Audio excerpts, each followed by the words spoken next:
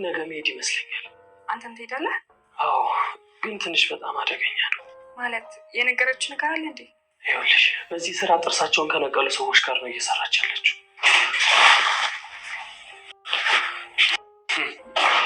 የምልሽን ሁሉ ታደርጊያለሽ? አዎ። እኔ እንዴትም ብዬ አባዬን ለማዳን እሞክራለሁ። አንቺም ቢሆን ግን ከኤደን ጋር አስታርቂ። እኔም የምችለውን እሞክራለሁ።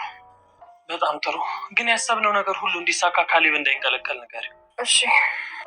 ገንዘብም ሰጧት፣ ግን እምቢ አለች። እና ምን ይሻላል አሁን? ኤደን፣ አባዬ ብቻ ደህና እንዲሆንልኝ ጸሎት አድርጊ። አይዞሽ ካሌብ።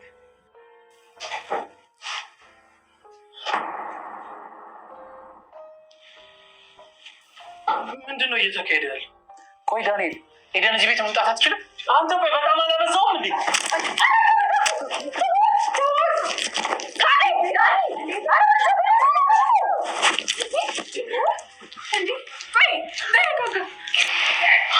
እኔ የምልሽ ቲና፣ በእናትህ ማንም እኮ የለም።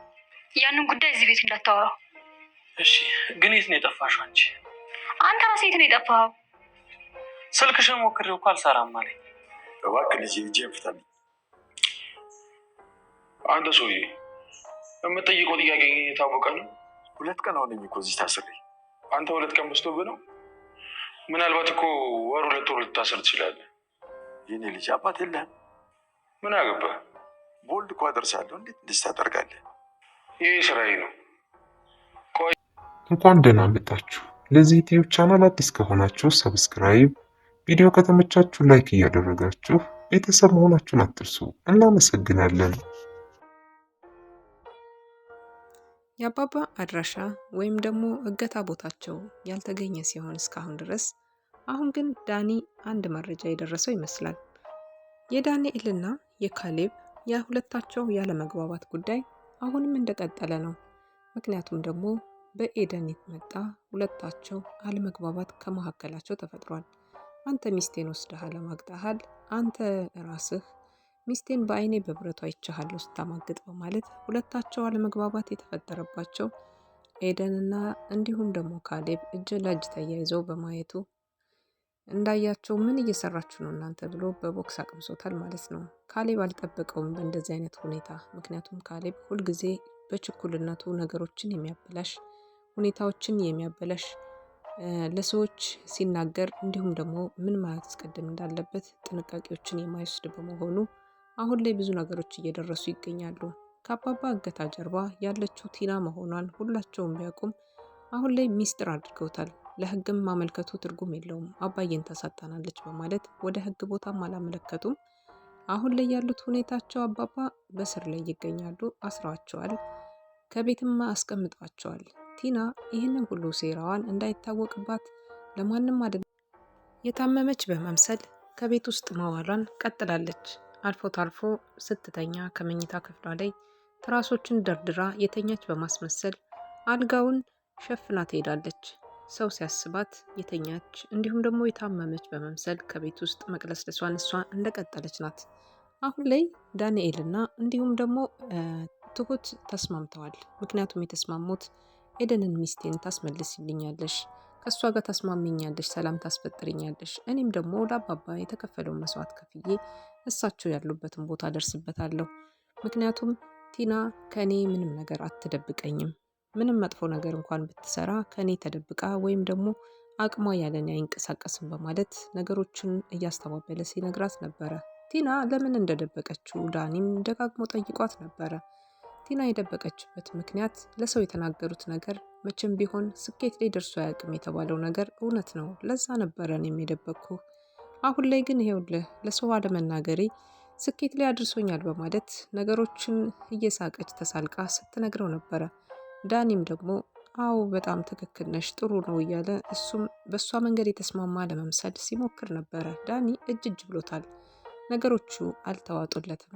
ምክንያቱም ደግሞ ከአባባ ከእገታ ጀርባ ላይ ያለችው ቲና መሆኗ ብቻ ሳይሆን እንዲሁም ደግሞ አሁን ላይ ቲናና ዳኒ የፍቅረኛሞች ፍቅረኛ መሆናቸውን ካሌብ ከነገረው በኋላ እጅግ በጣም አሳፍሮታል ማለት ነው። የሁለታቸው ቡጢ አሁን ላይ ነገሩን እያካረረው የመጣ ይመስላል።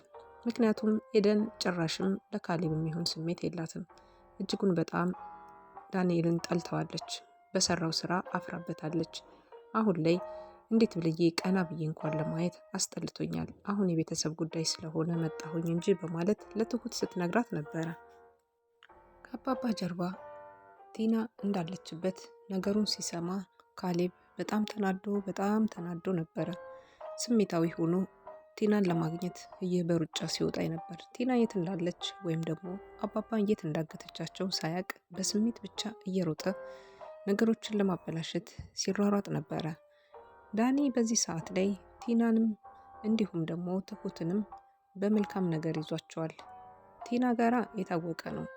በመልካም ነገር ካልያዛት ነገሮችን እንደምታበላሽና እስከ ሞት ድረስ እንደምታወርደው ሽማግሌውን በደንብ ጠንቅቆ ያውቃል። ምክንያቱም ገንዘብና ገንዘብ ያስተሳሰራት የመሰለችው ቲና አሁን ላይ ማንም ሰው አላማዋን ወይም ደግሞ እሷ የምታቅደውን ነገር እንዲነግራት አትፈልግም። በራሷ ሙድ ውስጥ ነው ያለችው። ገንዘብ የምታገኝበት ዘዴ ገንዘቡ ወደ ካሌብ ይዞራል። ካሌብ ከዞረ በኋላ ገንዘቡ ሰውየውን ማስወገድና ከዛም በኋላ ካሌብን ፍች ጠይቃ ከካሌብ አካውንት ወደ እሷ ግማሹ ሙሉ በሙሉ ገንዘብ ወደ እሷ ሼር ይሆናል ማለት ነው። ይሄ ሀሳብ የቲና ቢሆንም አሁን ላይ ግን ማንም ሰው ይህንን ሀሳብ የሰማ የለም ከዳንኤል ውጭ። ዳኒ ሁሉንም ነገር ሰምቷል። ነገሩን ታዝቧት አልፏል። አሁን ላይ ለዳንኤል ራሱ ብዙ ነገሮች እየደበቀችው ብትሆንም ሰውየው የታገተበት ቦታ ወይም ደግሞ ሽማግሌው የታገተበት ቦታ ላለመናገር ቆርጣ ተነስታለች። ነገሮችን ልታመላክተው አልፈለገችም። ከኋላ እየተከተላት ነበረ። ነገሮችን ፍጻሜውን ለማየት የሞከረበት መንገድ አሁን ላይ ዳንኤልን አደጋ ላይ ሊጥለው ይችላል የሚለው ሀሳብ አለ። ምክንያቱም ብቻውን የተንቀሳቀሰው ቲና የሄደችበትን ቦታ ተከትሎ ከኋላ በመሄድ በስተመጨረሻም ደግሞ የእሷ የገባችበትን ከኋላ በመከተል እየሄደ ያገኛትን ቦታ ለማንም ሰው ሳያሳውቅ ከኋላ ከጀርባ ተደብቆ ነገሮችን ሲያይና እሷም ቁርስ እንድታመጣላቸው የሚበላ ምግብ ወይም ደግሞ ጭማሪ ገንዘብ ጭማሪ ሳታደርጊ ወይ ስራሽን በጊዜ ላጠናቀቅሽ እያላት ከዋናው ካጋቹ ጋራ እያወራች ነበር። ወደ ውስጥም አላስገባትም። ከበር ነበር የመለሳት። ምግብ እንድታመጣላቸው ወይ ደግሞ ምግብ ገንዘብ እንድትጨምርላቸው ነገሩን እንደዛ አድርጎ ሲናገር ቲና ያው የታወቀ ነው ገንዘቡን ይሄንንም የከፈለቻቸው ክፍያ ከካሌብ የወሰደችው ገንዘብ ነበረ። ለፍቺው ሰዓት ላይ የጠየቀችው 400 ሺህ ብር ወዲያውኑ 400 ሺህ ብር ሰጧት። አሁንም እሷም ይህንን ነገር ለበላተኛ የሰጠችው ማለት ነው ከካሌብ ወስዳ ነበረ ለአባቱ ገዳይ የቀጠረችለት። አሁን ላይ ይሄ ገዳይ እንግዲህ ግደል ከተባልኩ ገላለሁ በማለት ነገሮችን እያስተባበለ ይገኛል ማለት ነው። አባባን አርፎ ይቀመጡ፣ ምን አገባዎት? አባት የለህም ወይ ልጄ? ልቀቀኝ እስኪ 2 ቀን ሆነኝ እኮ ውሃ ጠጣኝ፣ እንደዚህ ያሉ ሁሉንም ነገር ሲናገሩት እሳቸው የሚናገሩትን ንግግር አሰልቺ ቃል በመሰለው አንደበቱ ለአባባም ዝም እንዲሉና ቃላት እንዳይተነፍሱ ሲያስጠነቅቃቸው እሺ ብለው እሳቸውም ዝም አሉ።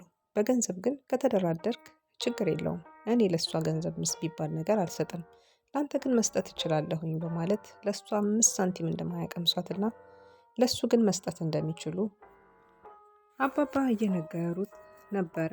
አጋቹም ደግሞ በዚህ ሀሳብ አልተስማማም። በዚህ ሀሳብ ሳይስማማ ቀርቷል ማለት ነው።